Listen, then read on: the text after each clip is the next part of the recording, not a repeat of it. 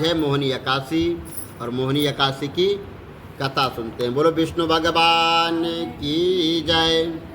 वैशाख मास शुक्ल पक्ष मोहिनी एकादशी व्रत कथा।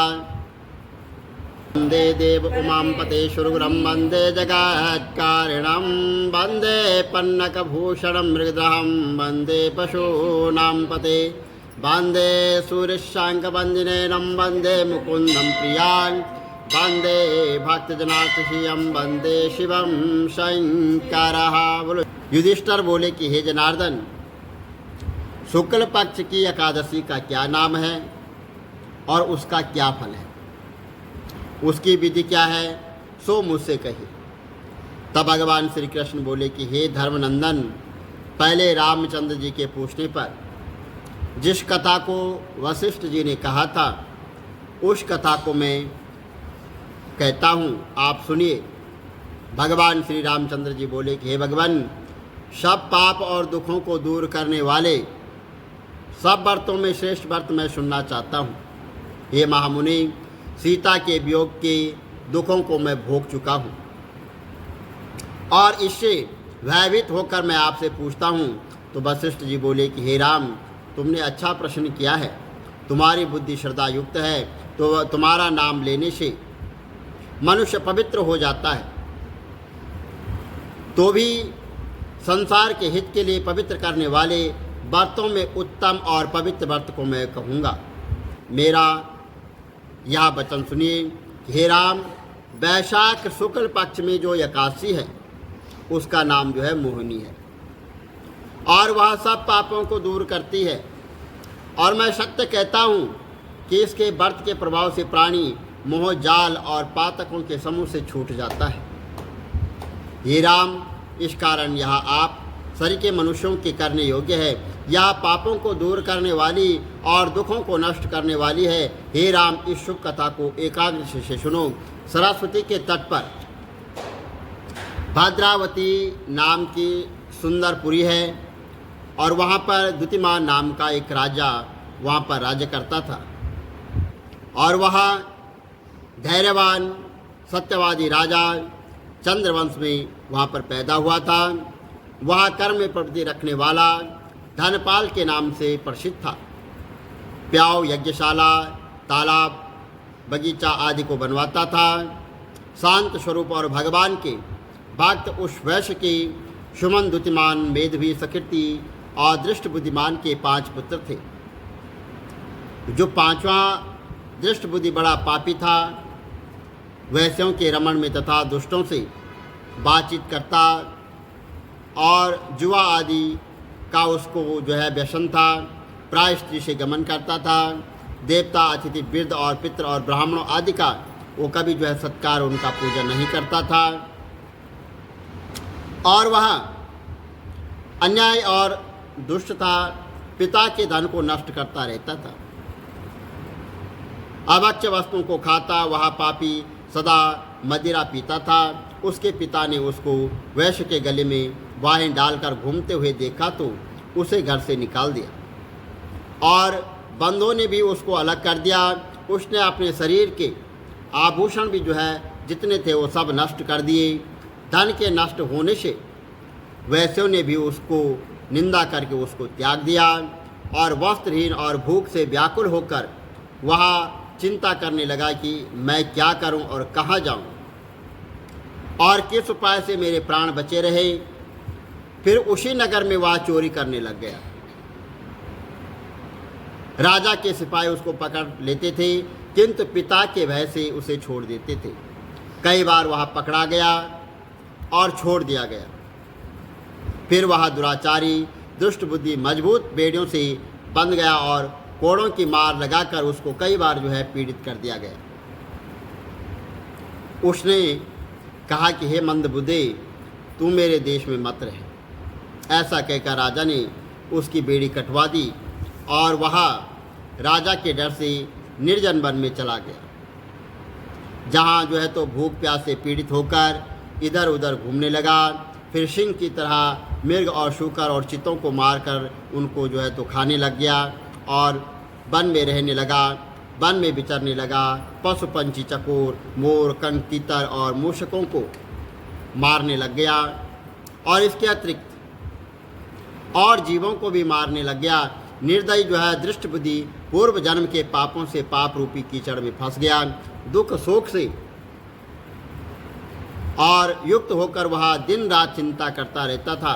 कुछ पुण्य के उदय होने से वह कौंडल्य ऋषि के आश्रम में गया और वहाँ पर जो है उस समय वैशाख के महीने में उसने जो है वहाँ पर गंगा स्नान किए हुए तपस्वी कौंडिन्य मुनि के पास शोक से पीड़ित दृष्ट बुद्धि वहाँ पर गया और उनके वस्त्र से गिरी हुई जल की बूंद से उसको स्पर्श हो गया और उसके पाप जो है नष्ट हो गए।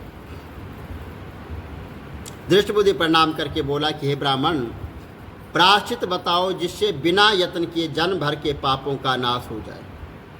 धन मेरे पास नहीं है। तो ऋषि बोले कि जिसके करने से तेरा पाप दूर हो उस उपाय को कर।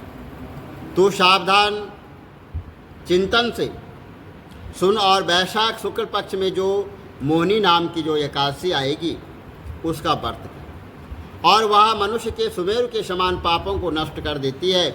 इसका उपवास करने से अनेकों जन्मों के पाप दूर हो जाते हैं। मुनि के वचन को सुनकर दृष्ट बुद्धि मन में प्रसन्न हुआ और उसने विधि पूर्वक व्रत को किया।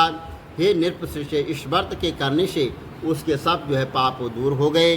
फिर दिव्य शरीर धारण करके गरुड़ के ऊपर बैठकर विष्णु लोक को चला गया। तो इस दिन जो है गौमूत्र का सागर लेना चाहिए। बोलो 29वां अध्याय। प्राचीन समय में कश्मीर में देवव्रत नाम का एक ब्राह्मण था और उसकी मालिनी नाम की एक पुत्री हुई। वह कन्या उसकी सत्यशील नाम वाले विद्वान ब्राह्मण को ब्याई गई। वह उसके साथ विवाह करके अपने साथ यवन देश में ले गया। वहाँ मालिनी थी वह अत्यंत दुष्टा थी। वह रूप यौन वाली, कभी अपने पति की प्रिय नहीं हुई थी। वह निष्ठुर, सदैव अपने पति से द्वेष रखती थी और अपने पति को बस में करने के लिए उसने दूसरे स्त्रियों से वशीकरण मंत्र से उनको पूछा और उसको वशीकरण मंत्र से अपने पति को वशीकरण औषधि के वश में कर लिया। तो योगिनी के पास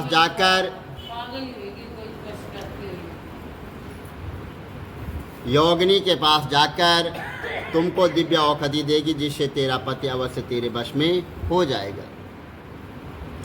और उनके कथन अनुसार वह योगिनी के मंदिर में गई और जहाँ पर जो है कुटी के 100 स्तंभ बने हुए थे। इस प्रकार उस मालिनी ने वहाँ पहुँच मन को क्षोभ करने वाले मंत्रों के लिए वहाँ पर प्रार्थना की।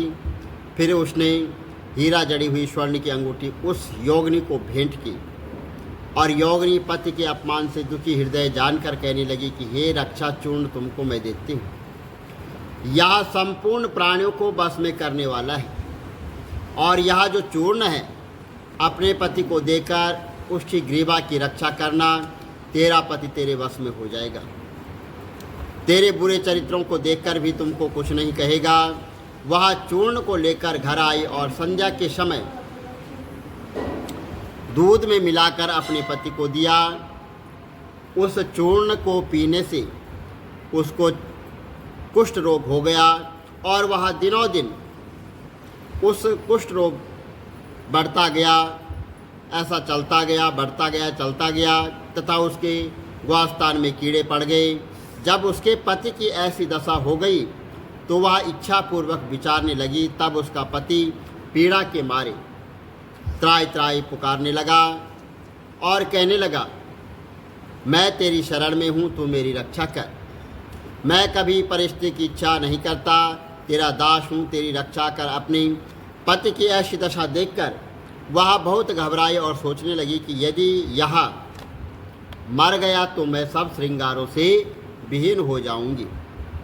ऐसा सोचकर वह फिर योगिनी के पास गई और उसने शब वृत्तांत कहा। तब उसने पहली औषधि का दाह शांत करने के लिए दूसरी जो औषधि थी वो उसको दी और उसको पान करते ही उसका पति स्वस्थ हो गया। तब से उसका पति घर में रहता और उसके वशीभूत हो गया। घर के काम के बहाने वाकई व्यभिचारी तथा कामी घर के अंदर आते, परंतु उसको अपनी स्त्री के आगे कुछ भी कहने की शक्ति नहीं थी। इसी पाप के कारण उसके सारे शरीर में कीड़े पड़ गए और उस पाप मलिन की कान, आँख, जिह्वा में अनेकों छेद हो गए। उसके स्तन कट गए, उंगलियां कटने लग गई, पैरों जो है लूले हो गए और ऐसा कष्ट होकर कुछ दिन पश्चात वो दुखी होकर नरक भोगने लग गए। 15,000 वर्ष तक ताम्रभार नामक नरक में दजग होती रही और फिर 100 जन्म तक कुत्ते की योनि में पड़ी रही। दैव योग से जब जो है कर्म फल जो है पूरा हो गया तो वैशाख मास में संक्रांति के शुक्ल पक्ष की द्वादशी के दिन पदम बंधु पुत्र नदी में स्नान कर पवित्र हो गीले वस्त्रों से घर आ रहा था और वहाँ पर तुलसी वृक्ष के पास उसने अपने पैर धोए और उसी स्तंभ के नीचे वहाँ कुतिया सो रही थी और सूर्य उदय से पहले वहाँ कुतिया उस चरण धोए हुए जल में लेट गई, जिससे उसके पाप जो है वो तत्काल नष्ट हो गए और पूर्व जन्म के सब पाप कर्मों की याद हो गई। अपने पूर्व कर्मों का वर्णन कर उस मुनि से कहने लगी कि हे मुनि, वैशाख शुक्ल पक्ष में पुण्य को बढ़ाने वाली द्वादशी के दिन स्नान दानादि का जो सकृत्य आपने किया है वह मुझे दे दो। इस सकृत्य से मेरी मुक्ति हो जाएगी। मैं अत्यंत दीन हूँ, मेरी रक्षा करो। ऐसे वचन सुनकर वह मुनिपुत्र कुतिया से बोला कि आपने जो बुरे कर्म किए हैं और अच्छे और बुरे कर्मों का फल मनुष्य सुख और दुख के रूप में स्वयं ही यहीं पर भोगता है। ऐसे वचन सुनकर कुतिया दुखी होकर ऊंचा मुख करके जोर जोर से उसके पिता पदम बंधु से कहने लगी कि आपके जो है द्वार पर मैं पड़ी रहने वाली कुतिया हूँ और आपका जूठा टुकड़ा खाती रहती हूँ, आप मेरी रक्षा करिए। क्योंकि महात्मा जो है गृहस्थियों को जो उनके द्वार पर जो है उनके शरण में पड़े रहते हैं उनका उद्धार करना उनका परम कर्तव्य बनता है। ऐसा भेद जानने वालों ने कहा, चंडाल कुत्ता सदा गृहस्थियों की दया के पात्र होते हैं, अतः आप मुझ मूर्ख का उद्धार करो। ऐसे जो है कुतिया के वचन सुनकर पदम बंधु घर के बाहर आया और पूछने लगा कि बात क्या है। तब उसके पुत्र ने शव कथा का वहाँ पर वर्णन किया। पुत्र के वचन सुनकर वे विस्मय के साथ कहने लगे कि मेरा पुत्र होकर तूने यह क्या कहा। साधुओं को ऐसे वचन कहने उचित नहीं है।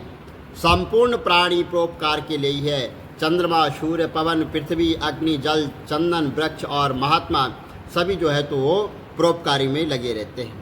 और दधीचि ऋषि ने दैत्यों को अति बलवान जानकर अपनी हड्डियाँ निकालकर देवताओं को दी थी। जब भूखे शेर ने कबूतर को पकड़ लिया तो राजा शिव ने अपना मांस काटकर उस शेर को दे दिया और जिमुतान नामी राजा ने जब गरुड़ के लिए अपने प्राण दे दिए थे। इसलिए विद्वान ब्राह्मण को तो सब पर दया करनी चाहिए। इस प्रकार ब्राह्मण कुतिया से कहने लगा कि मैं तेरे निमित्त प्रतिज्ञा करता हूँ कि तू मेरे द्वादशी के पुण्य के पापों से छूटकर विष्णु लोक को जा सकती है। श्रुतदेव जी कहते हैं कि राजन, वह कुतिया अपने शरीर को त्याग कर स्वर्ग में जाकर अनेक प्रकारों के भोगों को भोगती हुई वैशाख द्वादशी के प्रभाव से स्वर्ग को गई। बोलो विष्णु भगवान की जय। श्री कमल नेत्र कटे पीतम्बर अधर मुरली गिरधरम मुकुट कुंडल कर लुट किया श्याम रे राधे वरम। श्री कोल यमुना धेनु आगे सकल गोपियन के मन हरम। पीत वस्त्र गरुड़ वाहन चरण शुकनित सागरम। करत केल कलोल निस्तिन कुंज भवन उजागरम। अजर मार्य अडोल निश्चल पुरुषोत्तम अपरापरम। भक्त दयाल गिरधर कंसेनाकुशहरणं गलफूल माल विशाल लोचन अधिक सुंदर केशवम वंशीधर वसुदेव छायो वाली चल हरिवामनम जल डूबते गजरा कलीनो लंका चेजो रावणम सप्तदीप नवकंड 14 भवन कीनो एक पदम द्रौपदी के लाज राखे कहा लो उपमा करम दीननाथ दयाल पूरण करुणमय करुणा करम कविदात दास विलास निस्नाम जप नित नागरम प्रथम गुरु के चरण बंदो यश ज्ञान प्रकाशितम आदि विष्णु जुगादि ब्रह्मा सेवते शिव शंकरम श्री कृष्ण केशव कृष्ण यदुपति केशवम श्री राम रघुवर राम रघुवर राघवम श्री राम कृष्ण गोविंद माधव वासुदेव श्री वामनम मत्स्य कचवाराह नरसिंह पाई रघुपति पावनम मथुरा में केशव ब्राजे गोकुल बाल मुकुंद जी श्री वृंदावन में मदन मोहन गोपीनाथ गोविंद जी धन्य मथुरा धन्य गोकुल जहाँ श्रीपति अवतरे धन्य यमुना नीर निर्मल ग्वाल बाल शकावरे नवनीत नागर कृत निरंतर हे विचार मन मोहितम कालादितट करत्र कीड़ा बाल अद्भुत सुंदरम ग्वाल बाल सब शक विराजे संग राधे वामनी वंश बट दट निकट यमुना मूल किटेर सुहावनी बजराधे वश रघुवंश उत्तम परम राजकुमार जी सीता के पतिव्रतन के गति जगत प्राण आधार जी जनक राजा पनक राके धनुष बाण चढ़ावहीं सती सीता नाम जाके श्री रामचंद्र प्रणामयी जन्म मथुरा केल गोकुल नंद के हृदय नंदनम बाल लीला पतित पावन देव के वसुदेवकम श्री कृष्ण कलिमल हरण जाके जो भजे हरि चरण को भक्ति अपनी देव माधव भव सागर के तरण को जगन्ना जगदीश स्वामी श्री बद्रीनाथ विशंबरम द्वारिका के नाथ श्रीपति केशवम प्रणावयम श्री कृष्ण अष्टपद दिन विष्णु लोक सगच्छतम श्री गुरु रामानंद अवतार स्वामी कविदत्त दास समाप्तवम श्री कमल नेत्र समाप्तवम।